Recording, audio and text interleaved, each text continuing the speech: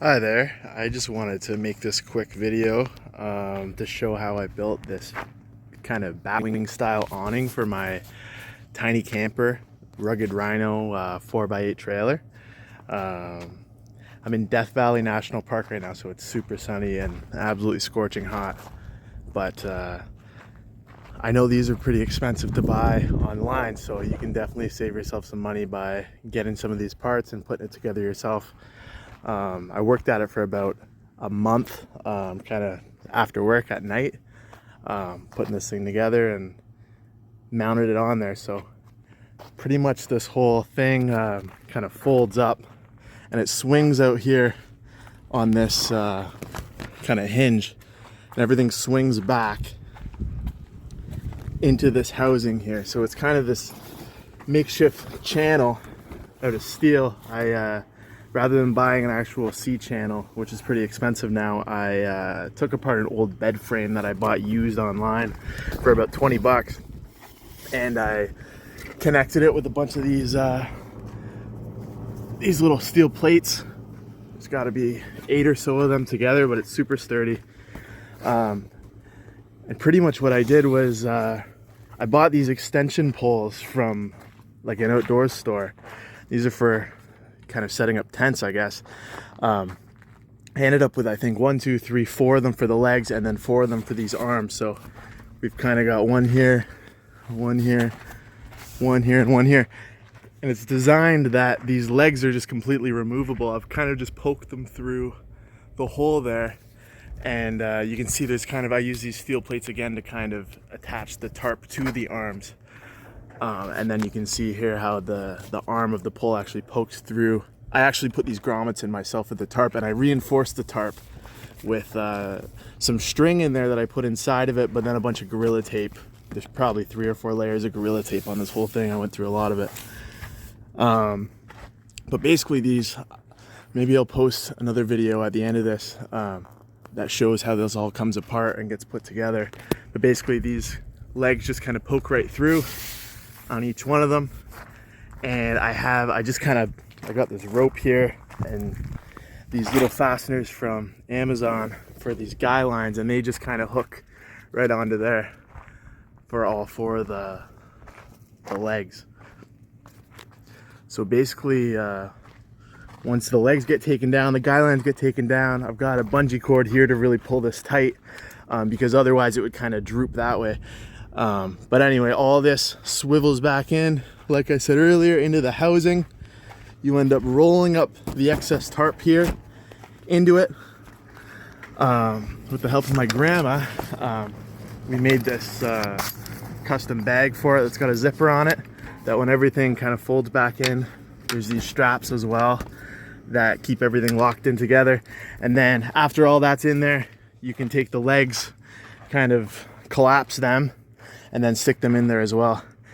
And that's kind of the beauty of using these legs and these arms, that if you find that you're getting a little bit of looseness in the tarp or anything, everything can be completely adjusted by just kind of loosening off one of these or one of these, and you can kind of firm things up, tighten everything up.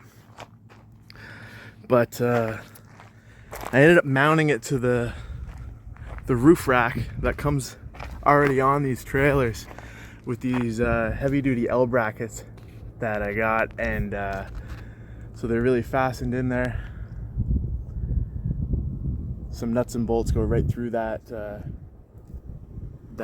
cover, right into the steel framing of that C channel. But I've been on a road trip. I'm coming from Canada. I've been on a road trip for about a month and a half, and I've been surprised that I really haven't had to use this thing much. I haven't had much rain, but here in Death Valley, it's been a blessing to have this thing just to give me a little bit of shade. It's so hot. But I believe this thing probably cost me around $200 to $300 Canadian, so a little bit cheaper in American dollars. And that's nowhere near the cost of buying one of these brand new. So I've been pretty happy with it. It obviously gives a lot of shade for when I'm cooking back here, or if I'm just sitting around in this area. But yeah, I just wanted to make this video because I know there's not a lot of resources out there, and something I wanted to know, and the name's slipping me, the YouTube channel slipping me, but I'll throw it in the description. But I relied upon another channel where a guy used, I pretty much copied almost the entire design. I did a little, I did some of this completely with my own ideas, but a lot of it was copied from another guy that posted a video about making one of these. So this was one of his ideas here, using this hosing and these hose clamps.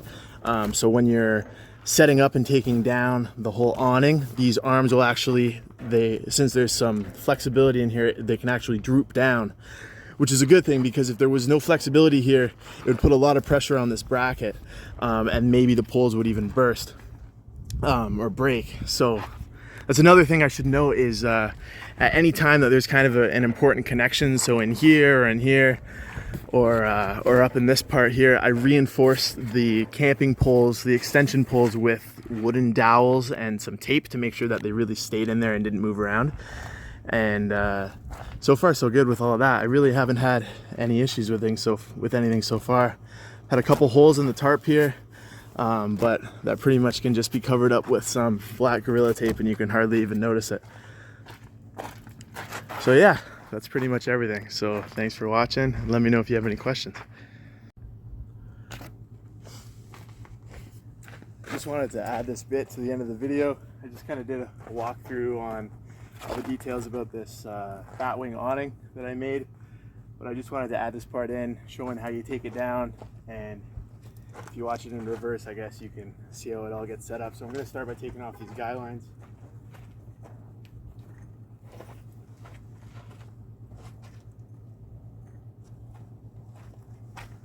Not too bad at all.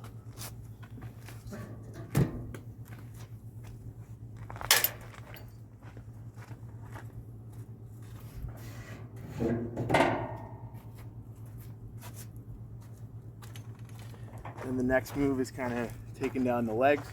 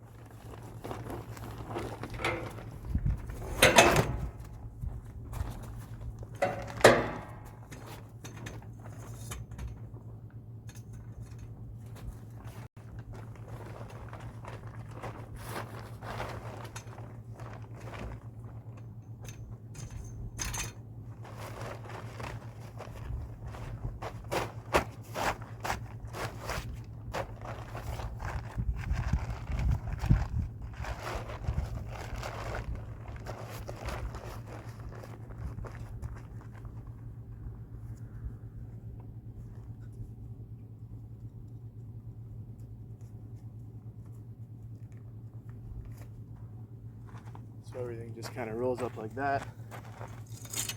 I'm gonna collect the legs.